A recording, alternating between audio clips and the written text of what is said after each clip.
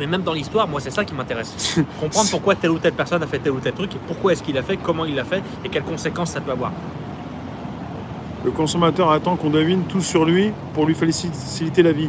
Puis il se plaint qu'on utilise ses données. Non, mais il y a beaucoup d'utilisateurs ou il y a Non, beaucoup... je suis d'accord, moi. Ouais, non, mais il y en a qui n'ont pas forcément envie de se faire analyser leurs données. Hein. Non, mais il dit, c'est ce qu'il dit. Il dit pas que les consommateurs Merci, ont Dren. envie. Il dit que les consommateurs se plaignent. Merci.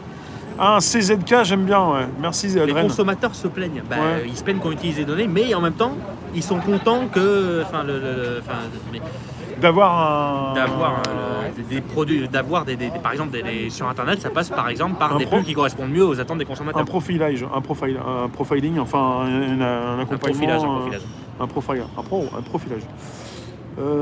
Des gens de l'autre côté de la planète, ouais, c'est un impact sur l'environnement, on paye l'eau, bientôt on paiera l'air, aussi le droit de vivre.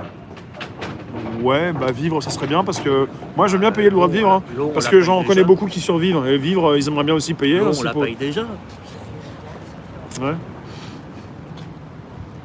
Tiens, il 5-6 fois plus puissant que la 4G, mais ciblé. Ouais. Bah en fait, elle va permettre de déployer des outils. En fait, la 5G va surtout servir aux entreprises. Nous, les particuliers, en vrai, elle va finir par se démocratiser. Mais au début, elle va servir surtout aux entreprises. Nous, on la verra pas. Dren, t'es où? Parce que c'est CZK, je sais pas ce que c'est moi. Faut être chez Fauchon. C'est de la pâtisserie chez Fauchon. Ils font des galettes des rois. Bon, vous pouvez inviter vos contacts, vous abonner, récupérer le lien présent sous la vidéo pour l'envoyer dans vos réseaux. Partage, abonner. L'être humain reste imprévisible, quel que soit le volume de données collectées, Salut Luc. vu qu'il ne sait pas lui-même où il va. Non, il est prévisible, l'être humain. Oh, il est diablement prévisible. Oui, pour ça qu'on l'analyse. Il est extrêmement prévisible. Ouais, surtout en Et effet là, de masse. je te parle pas des Full. données. Hein. Ouais. Je m'intéresse pas mal à la psychologie. L'être humain est très prévisible. Couronne chèque. Ah mais j'allais dire chèque, c'est chèque. Ouais, couronne chèque, super. Merci. Un sourire c'est gratuit? Temps de Non. terrasse chronométré. Non, même un sourire c'est pas gratuit. Guillaume a pas pris de coke, il est dans son truc.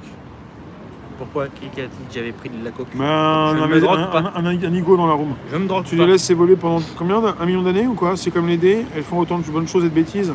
Proba, évolutique, fonction d'environnement. Ouais. Morgane, tu travailles dans quoi? Non, mais moi, je pars du principe que les gens ont plutôt tendance à creuser leurs bêtises qu'autre chose. Bon, après, c'est mon point de vue. Creuser leur tombe alors. Ouais. Alors, Aussi. les gens sont prévisibles par rapport à quoi?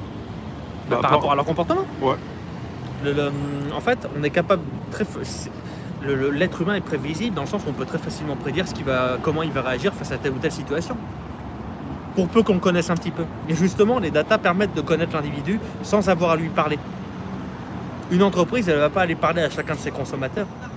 Alors que justement, avec les données, elle n'en a pas besoin. Elle les connaît sans ça. Mais regardez, quand vous faites vos courses au supermarché, quand vous payez par carte bleue, on sait quel produit vous avez acheté. Mais du coup, sans savoir quel consommateur a acheté quel produit, on sait quels sont les produits qui sont le plus vendus, le moins vendus.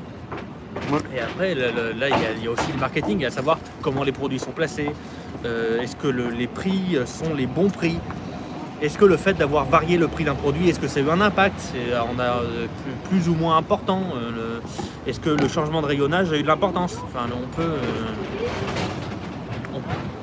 on peut modifier plein de choses, on peut modifier des paramètres pour voir quel est l'impact de ces paramètres. Et à partir de là, se dire, ah oui, mais du coup, si ce paramètre-là est plus important, ça veut dire que je dois davantage m'appuyer sur celui-là plutôt que sur celui-là. Il faut jouer avec les données aussi. Les données, en fait, si on ne fait pas d'acte concret derrière avec, ça ne sert à rien. Il faut que ça débouche sur quelque chose de concret. Mais ça peut aussi servir à des trucs utiles. Hein. Moi, je vois, j'ai fait l'objet de mon mémoire, c'était de réussir, d'essayer de voir comment on pouvait faire pour diminuer le temps de traitement des tickets incidents des entreprises. C'est-à-dire que c'est comme les mêmes tickets incidents pour les particuliers. C'est-à-dire que vous avez un problème sur votre box, vous appelez votre opérateur, l'opérateur il n'est pas capable de résoudre le problème tout de suite, il va créer un ticket incident qui va rester ouvert tant que le problème n'est pas réglé. Et justement, sur la base de ces tickets incidents, de toutes les données qu'ils contiennent, sur quels critères on peut appuyer pour accélérer le temps, pour réduire le temps de traitement des tickets incidents, Ouais. pour que les gens soient plus contents. Ça fait partie du marketing aussi, l'analyse de performance. Et les données, c'est très utile là-dedans. Parce que justement, l'optimisation, permet d'optimiser les performances. Et c'est ce qu'on cherche à faire. Je suis pas d'accord sur... Attends, je suis